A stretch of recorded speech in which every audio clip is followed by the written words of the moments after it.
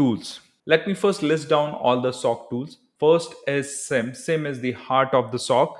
Full form is Security Information and Event Management. Second, EDR. Probably 75% of the time, SOC teams are involved, are engaged with the EDR tool. Okay. Next, we have Threat Intelligence Platform. Okay. Next, we have Incident Response Tool, which is very important. Next, ITSM tool. Okay. Incident Management Tool, Service Management Tool. Okay. Uh, Next, first, let's talk about the Security Information and Event Management. That's SIM. All right. So the purpose of SIM is to collect, analyze, and correlate the data from various sources in real time to detect, investigate, and respond to the threats. In a nutshell, basically SOC tool collects all the relevant logs, all the logs from different sources like firewall, antivirus, or maybe servers or computer, right? Once you collect all the logs in a centralized machine, then you have an ability to correlate with them. You can create a rule on top of it manually, and if there is any kind of a log or event matching that rule, it will generate an alert. Okay, that's a benefit. If let's say something happened in the past and now you want to investigate it, you can go back to the SIM and understand what was happened on the firewall back then, what was happened on the antivirus back then, what was happened onto the server at that moment of a time, and even on the computers, right? So these are some of the most popular vendors in the SIM domain. First is the Splunk itself, so it's very important to learn about it. Second, Elastic has a lot of other capability, but Elastic SIM is popular as well. Next, Wazoo. It's an open source, it's completely open source platform. Nowadays, it's getting very, very popular as well. Okay. Next, we have EDR, Endpoint Detection and Response Tool. Remember, this is very important from a SOC analyst point of view. It's a tool that monitors, detect, and respond to threats on endpoint.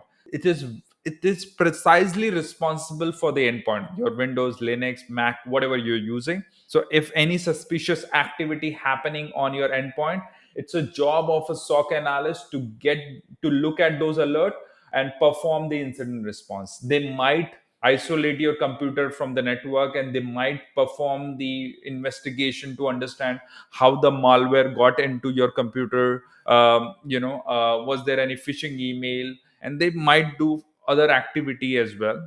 Next, some of the most popular vendor in this is CrowdStrike Falcon. CrowdStrike Falcon. Probably, I think that's what I feel. Probably more than 50% of the organization or large MNCs uses CrowdStrike. We also have Windows Defender. I think nowadays we call it as Microsoft Defender for Endpoint, and Carbon Black. We also have one very important vendor, which is Sentinel One. Okay, so make sure you make a note of it.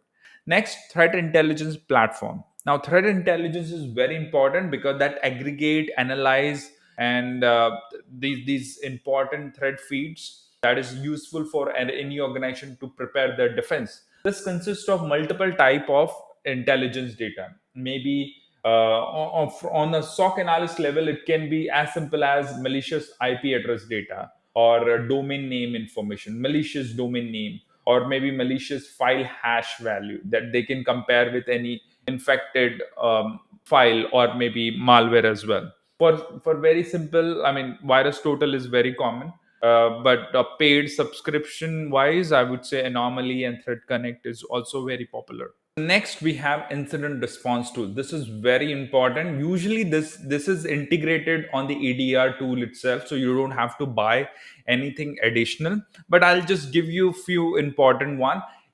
In some of the organization, or with some of the references, in the incident response, we also have integrated SOAR tool as well. SOAR is security orchestration and automation response. Okay, with this you can create workflows of what should happen automatically, where there is no intervention required from the engineer, SOC analyst. So let's say there is a phishing email detected, right?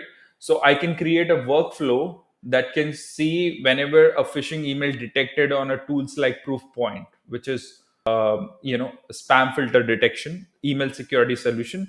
So automatically it will submit that malware sample to the threat intelligence feeds solution like threat connect, or maybe anomaly, or maybe virus total. Okay, and it will send an email to all the important stakeholder as well, or maybe it may send a message on Slack or email to all the stakeholders anymore. So this is possible using a security automation tool, right? So we have the Hive, which was earlier open source, but now it currently a paid solution. So the Hive is a dedicated incident response tool. Again, I'm saying this: EDR has an inbuilt capability of incident response where you can create an incident. The major purpose is to minimize the overall damage into the network and improve the recovery time as well. Okay, and then we have a security automation tool called Cortex XOR, which is by Palo Alto team. We also have one SOAR tool from Splunk as well. We call it as Phantom. Okay, we also have one from Microsoft as well. So remember, in the incident response, we can categorize security automation SOAR tool as well. But if you look at the knowledge base online, you will find SOAR is being created as a separate category. I actually combined them. Okay. Finally, ITSM tool, which is IT service management. This is basically used to create an incident. In some of the organization, the people don't use an additional tool, but it is needed because let's say you are a SOC analyst, right? You want to format a machine. You found this machine is infected. You did all the investigation. Now you want to make sure this machine is format, right? So you create an incident on a tool's different ITSM tool, and with this incident, you assign that incident to maybe a team in the system admin. Okay, system admin. Now their job would be to format this machine and clean this machine. Okay, so there are different vendors for this. We have ServiceNow, which is very very popular. Probably I think they have 50 to 60% of the market share. And we have SolarWinds, and we have Jira Service Desk. All right, so I hope this was clear for all of you.